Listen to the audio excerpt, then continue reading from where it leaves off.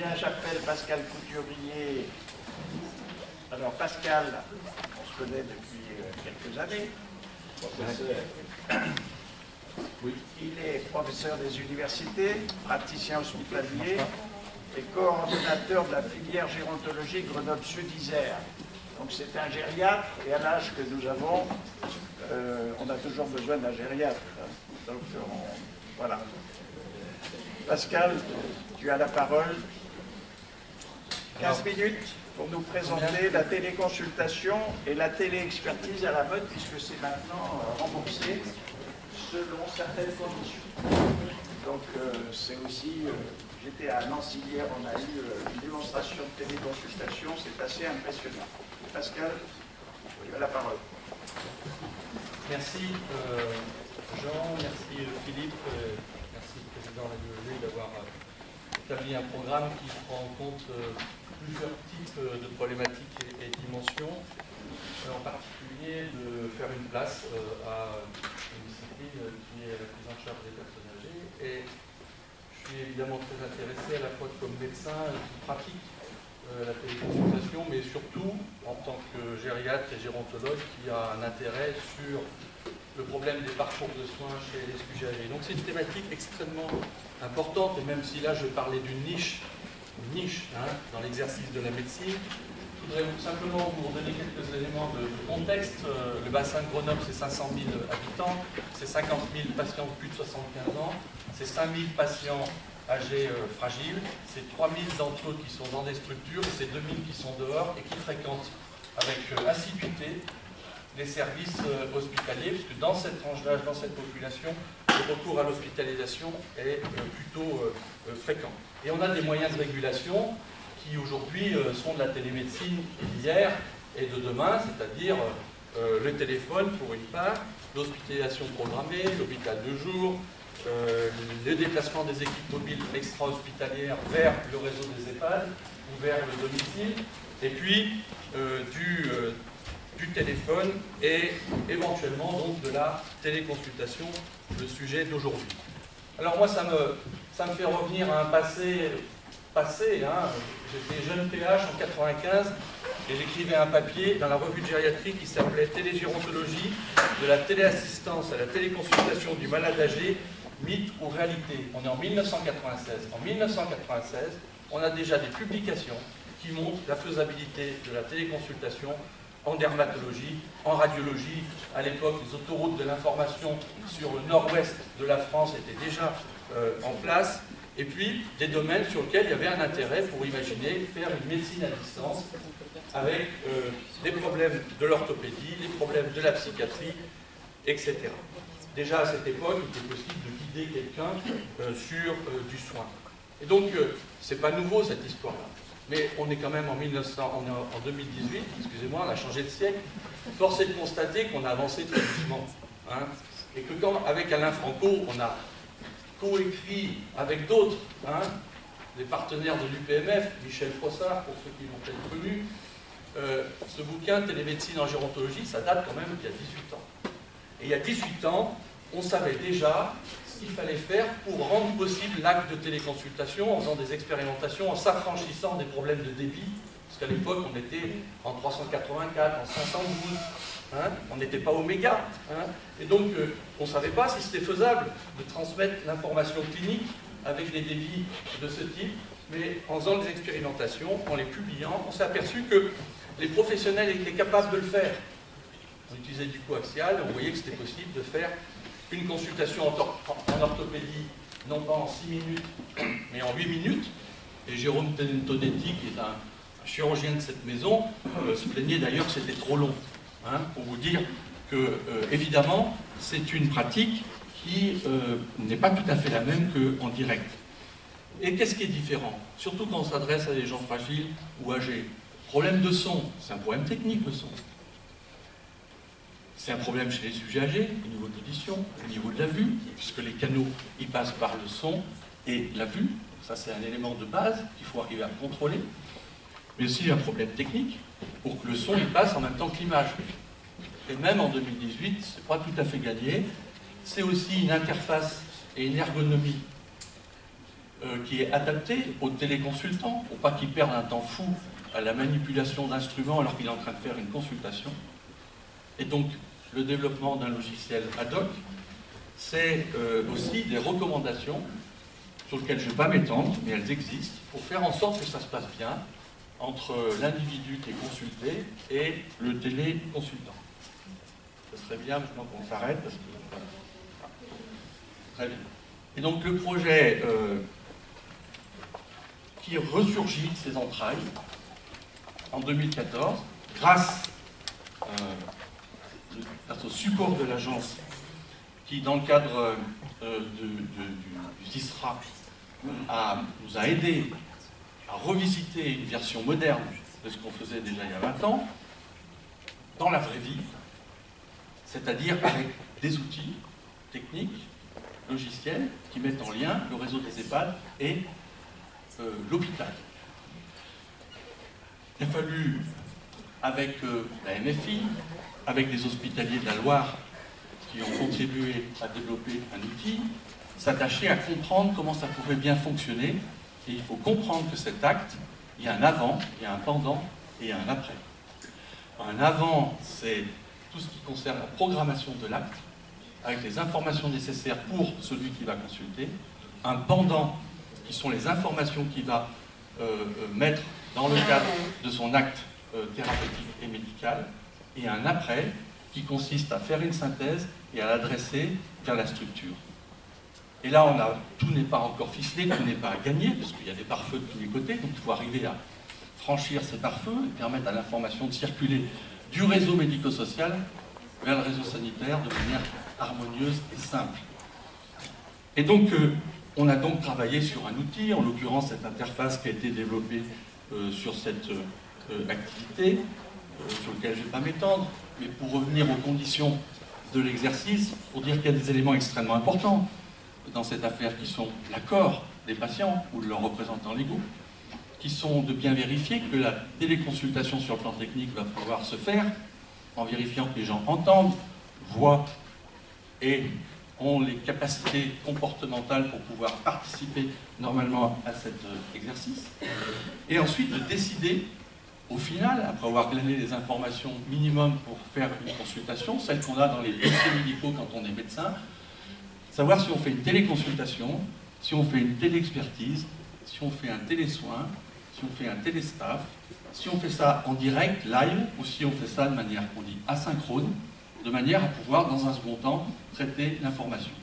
Les choses qu'on fait très bien de manière asynchrone, la radiologie, les lésions dermatologiques, il y a des choses qu'on doit faire en direct, parce que c'est plus simple, parce qu'on se cale à la réalité du terrain, et donc c'est extrêmement important. Alors, notre expérience, c'est 3 EHPAD de la MFI qui se sont dotés, qui ont financé des salles de téléconsultation. Vous savez qu'on a 2 modèles aujourd'hui d'exercice. On a la salle, où on a le petit robot qui se promène là, qui se casse, il faut changer régulièrement.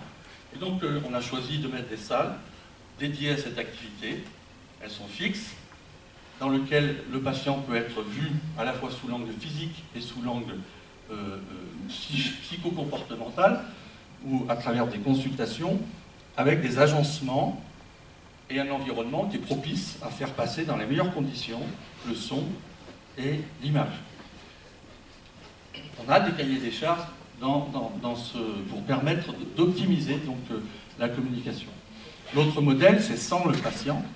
On fait de la téléexpertise avec des équipes à propos d'un patient. Et c'est vrai qu'en gériatrie, c'est extrêmement important, puisque la principale demande dans ce secteur, c'est tout ce qui touche aux troubles psychocomportementaux. On a 90% ou 80% de la demande qui est dans ce registre. Qu'est-ce qu'on fait avec ces malades? Comment on les traite? Qu'est-ce que vous en pensez? Quelles sont les thérapeutiques médicamenteuses et non médicamenteuses qu'on peut envisager? Et c'est une consultation qui touche à la fois les docteurs, mais aussi, évidemment, les soignants. Et donc, dans notre expérience, alors là, je vous livre une 40aine de téléconsultations, dans lesquelles je me suis permis de faire un jugement sur la qualité de cette consultation réalisée en termes de forme et de fond. Parce qu'il y a vraiment une discussion sur le fait que ça ne se passe pas toujours très bien, et quand on a un problème, c'est surtout des problèmes de son. Ce n'est pas les sujets âgés qui n'entendent pas bien, c'est que le son, même entre l'EHPAD de Ébins et le CHU de Cessin et le CHU et de Saint-Georges-de-Copier, hein, eh bien, les débits montants et descendants ne sont pas toujours optimaux, ou c'est comme pour rentrer dans Grenoble le matin, hein, c'est tellement dense pour des gens qui ont des activités manifestement pas professionnelles que ça devient compliqué d'avoir une qualité, hein, de son qui permette toujours d'avoir une consultation qui se passe correctement. Vous voyez que ces consultations sont relativement longues, de l'ordre de 45 minutes, et c'est optimisé parce que c'est des gens d'expérience qui la font. C'est souvent des situations, il faut le reconnaître, complexes, mais le niveau de satisfaction est au rendez-vous. Je veux tout de suite vous dire que la satisfaction, elle est importante, parce qu'il y a des tas d'avantages, et que c'est des populations qui, vous voyez, fréquentent l'hospitalisation de toute façon, et que ce moyen-là est un moyen de régulation préhospitalière de la gestion des situations complexes. Du côté des téléconsultés, il y a de la satisfaction, indiscutablement, du côté EHPAD. Et les résidents et les équipes ont trouvé, d'une manière générale, des aspects très positifs à la mise en place de ces téléconsultations. L'accès aux soins est préservé. Tout le monde sait qu'on a des montagnes aux alentours et que des patients descendent du plateau du Vercors, de la Matésine pour venir à des consultations de gériatrie, pour passer 6 minutes dans une salle d'orthopédie et repartir. Et donc ça fait un trajet en ambulance, on ne parle pas des coûts que ça représente, mais c'est surtout la qualité et l'accès aux soins qu'on permet à des gens qui ne l'ont plus aujourd'hui. C'est une question de justice que de permettre encore, et par cette voie-là, même si elle n'est pas optimale, parce qu'il y a des problèmes techniques, de pouvoir bénéficier d'une prise en charge considérée comme juste. C'est également un transfert des compétences. Indiscutablement, dans ces consultations, il y a un transfert de compétences vers les équipes, d'un médecin généraliste qui va vers des équipes, d'un spécialiste qui est dans le cadre du recours et qui discute avec son confrère et son patient. Il y a évidemment la question des organisations autour de cet acte. Je vous ai dit qu'il y avait un avant et un après. Et quand on est un médecin, on est toujours pressé. Il faut, quand on s'assied, les choses soient en place pour permettre que la consultation se passe dans des temps qui sont raisonnables. Les bénéfices estimés sont indiscutables. Et évidemment, on pourrait aller à quelques études médico-économiques. On l'a déjà fait en 2000 dans le fameux bouquin Télémédecine en gérontologie. Je pense qu'en 2018, ça devrait être plus simple pour montrer que c'est important. Alors, ce qui était un mythe, une interrogation en 2016, dans ma petite tête, c'est en fait une réalité, parce qu'on l'a fait, et en plus on nous dit qu'on va même nous payer pour la faire. Et quand on nous paye pour faire une activité, ça veut dire que ça y est, c'est la réalité. Et que la question, c'est maintenant de savoir comment elle va s'organiser, cette téléconsultation. Quelles sont les conditions dans lesquelles elles peuvent s'organiser de manière efficace, dans un contexte juridique qui permette à la fois d'exercer sa responsabilité et d'être dans une pratique qui est bornée. Dans le journal officiel, on a enlevé une mention qui était la téléconsultation vers les EHPAD pour la généraliser, hein, et pas en faire une spécificité. On a bien fait. La téléconsultation vers les EHPAD, elle pourra être faite de la médecine générale vers les EHPAD, elle pourra être faite pour l'accès à un spécialiste dans les spécialités où ça rend des services. Alors après, on peut avoir une discussion autour des sommes engagées par rapport à l'acte technique que ça représente. Pour moi, c'est une consultation plus, parce que c'est le même acte de consultation avec la mise à distance, plus de complexité, une augmentation de temps, même si on est très efficace, est une réalité. Hein. Et donc, on verra bien si, dans ces conditions, elle peut se développer. C'est une interrogation.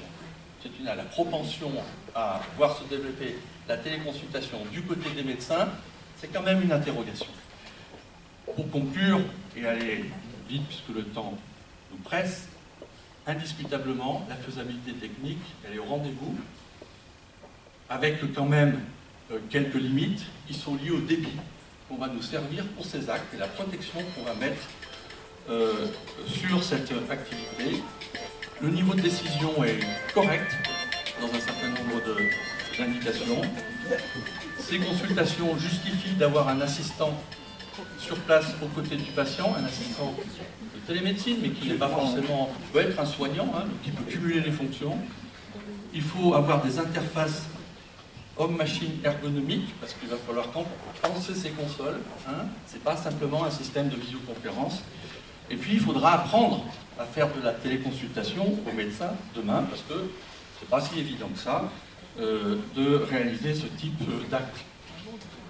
La question des coûts et la valorisation de cette activité méritera d'être rediscutée à la faveur de son déploiement, et une réflexion forte sur les équipements à mettre en place et où est-ce qu'on va adosser ces équipements pour un territoire. Je vous ai dit, il y a 40 EHPAD sur le bassin de Grenoble, hein, il y a 3200 patients. Si je fais une équation simple, il doit y avoir 10 téléconsultations par mois, par EHPAD, par an et par EHPAD sur la thématique dont je m'occupe. Okay, donc j'ai une quantification d'actes possible. Si on en rajoute d'autres spécialités qui pourraient avoir également leur place dans ce type d'activité, on peut faire une projection et une planification territoriale des entrées dans ces systèmes de téléconsultation. Voilà, j'en ai terminé. Merci de votre attention.